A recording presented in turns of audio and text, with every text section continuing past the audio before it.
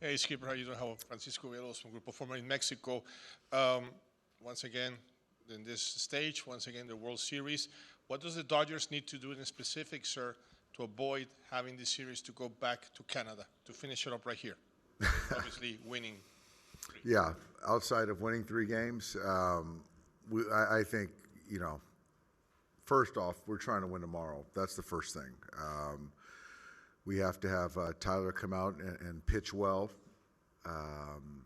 We have to, we know Scherzer from years past, and we have to know that he's going to come in and compete and make pitches, and we got to have a good game plan and execute and play sound baseball, and then everything will take care of itself. About 6 rows back in the middle, Fabian. Yeah, Dave, we've asked a lot about the offense the last couple of games. Are you surprised there hasn't been more slug in general? Or is that one of those things where the at-bats are going to lead to more slug down the line? I'm not, we had 2 homers yesterday, but I think in general, the 2 starters in particular that we faced have made really good pitches. I think they've had really good command. But yeah, we've missed some pitches as well. But yeah, I guess, they've made good pitches, but we've missed pitches as well. So I do think that coming home, I feel that, we're back into a little bit of a rhythm offensively that it should show itself here these next 3 games. We'll stay in the same row with Sonia. Dave, you talked yesterday about kind of considering making a change with Andy in center field and picked up a hit yesterday. But, is that something you think he can build on, or is it still on the table, you shaking things up with him? Still on the table. It's front of mind, just trying to figure out, where he's at mentally, physically. Certainly the performance hasn't been there. Thinking of other options. So, yeah, it's certainly on the table. And these will be Clayton's final home games. You've talked about, you're first and foremost trying to win these games here, but would you like to get him into one of these games if the situation is right? I would love to get him into one of these games if the situation is right. But first and foremost, I'm going to make decisions that I feel are best for helping the team win that particular game. And if he's a part of it, fantastic. 4th row on your right, Bill. Yeah, Dave. My connecting flight was delayed. Do you have a travel story for us as well? I don't want to get too far into it. I just arrived about 30 minutes ago. So there were some delays. I don't know if there was intent or not, but it just, man, the international stuff was a bear. But we made it. We made it. And with Scherzer, you've faced him over the years. I'm thinking in terms of, in particular, the 2019 playoffs. How different is he as a pitcher now? Yeah, the stuff was down, but that last outing in Seattle, it was back up. But obviously, with age, you don't have the same stuff. I know they don't have the same leash that on him as he used to have. But, man, he's still a great competitor. He still studies hitters, makes pitches, and, yeah, he's not going to give in. It's still going to be a tough test for us regardless because he wants to beat us really bad, I'm sure. 2nd row on your left, Dave. Dave, I know you said that you were just playing the card you were dealt, having these starters go long into these games, but is there some part of you that loves seeing the old school baseball that you grew up with, guys going 8, 9 innings, complete games? Absolutely. I love it. I think that's the game that I grew up on. I think that's the game that, fans love. But I do think that there's a point, in the last, call it 15 years that starters just aren't conditioned to go deeper. And so right or wrong, that's what I came into. And so then you look at the roster and what best way to win one particular game, and then a manager, myself, has to make decisions. But, yeah, in a vacuum, I love it this way, yeah. Go to Beth right here. Yeah, Dave, with 3 games in 3 days, how critical is it for the starters to go deep and not tax the bullpen, knowing that you're just going to have to keep coming back night after night here? It's critical. I think that unfortunately we are comprised of a rotation that can log innings. So the 3 in a row is very important to not kind of to vary reliever looks and to kind of get the optimum matchups that you can. But yeah, it starts with the starters going deeper. Absolutely. Right here with Ron. One more on the bullpen. Do you go into 3 days in a row knowing who's capable of bouncing back the pitch every day and who's not? Or is it next morning more seeing how they feel? And also, since they're all going to say they're available, how do you make the determination whether they're really capable?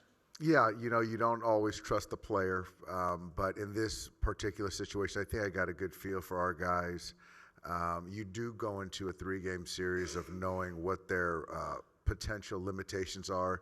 Availability, efficacy, is important, obviously. So, yeah, just conversations. But in total, whatever it takes to win that game, and you pick up the pieces after. In evaluating it, is there a metric, or is it more look in their eye and trying to evaluate if they're... It's their catch play. It's me talking to the coaches, most important. And at the end of the day, I've got to make a bet on if the player, the coach, everything, the information, if it makes sense to run them out there. About 7 rows back on your far right, Alden. Hey, Dave, with Clayton specifically, how have you seen him sort of navigate this last month, obviously in a role that he's not accustomed to at all? And is there any way in which you felt like his presence has had an impact on any individual guys and helped in these playoffs? He's handled this last month with class, professionalism. All the while, he's always said that he wants to do anything he can to help the team, and he's followed through on that. All the stuff finishing out the season and how everything kind of played out was a lot on his plate, handled it with grace. And then the kind of uncertainty of role going to the pen, he's just fallen in line. And so he's adjusted his kind of workout regimen, throwing program to be ready when called upon, like everyone else is.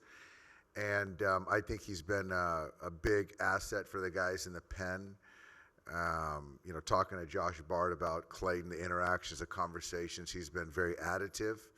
And so, to the earlier question, I'd love to get him in there if it makes sense. A couple rows behind the camera, Nobu. I skip. Back to the game 2. We saw the Rocky was warming up in the ninth inning, and then Yoshinobu's pitch count already, over 100 pitches.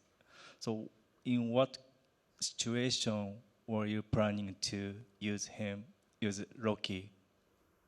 I think for me, I was watching the throws, making sure that Yoshi's delivery was still sound and consistent, which it was. So that's one part of it. And the quality of pitches, and then seeing how the inning developed. So it was sort of a hitter-by-hitter situation, but I wanted him to finish that game. Second row on your right, Jack. With Roki, you've mostly used him at the end of games. Just given where the rest of the pen is at right now, could you see maybe being a little more aggressive using him earlier if there's a situation that arises, or do you want to try to keep him preferably in a ninth inning role? I would say probably using him more towards the back. I'm not going to say I'm going to be beholden to that throughout the end of through the whole series, but I think kind of the way I look at it now, more towards the back end. And then with the lineup, when you talk about missing pitches that you guys could do damage on, is that partially part of the byproduct of not having faced live pitching for a week and just taking a couple games for guys to kind of get back in their swings a little bit, or is more of that just not executing and with some of the stuff they were throwing at you? I think it was more, honestly, I think it was a little bit weird, a little bit in between. We faced two guys with plus secondary pitches and splits, and I think that having that kind of in the back of your mind gets you off the fastball just a little bit. So I think that's kind of what it was the reason behind it. A couple others for Doc. Anything else? We'll finish with Clayton. This is just on a more fun note. There's a guy on this team who reminds a lot of people of yourself and Justin Dean in terms of when he, what he does and his defensive skills. He put him in twice. He's made a great catch and he stole a base. Just tell me something about him and what it's like to look at a guy who, frankly, reminds you of the game that a lot of people know you had. Great teammate, really good self-evaluator. Obviously wants to be a guy, wants to be in there, but you understand your role on the team and you try to make the most of it when your number's called. And so, he's a plus defender out in center field. He can steal a base, and he's good on the team. And so those guys in the postseason, you need kind of have your horses, but you also have to have the guys on the periphery that are good teammates and kind of keep that, mojo going. And Justin does just that. We'll finish up with Francisco up front. Just one situation that was curious. If you ever had where Shohei or Yamamoto or Snell, you're coming out and you feel that it's done, it's over for them, but they tell you, hell no, I'm going to stay here, I want to finish the game. Is there a situation that you will listen to your pitcher or where you tell him, sorry, buddy, I'm the manager, you're out? It's kind of case by case. There are certain times where pitchers want to stay in there, and I trust them and I believe them, and I think I'll go with it. And other times I know what I know, and it doesn't matter what they tell me. So for the most part, 90% of the time, 95% of the time, I've already made my decision. 99% of the time. But sometimes I'll relent, yeah. All right, Doc, thanks so much. Appreciate it.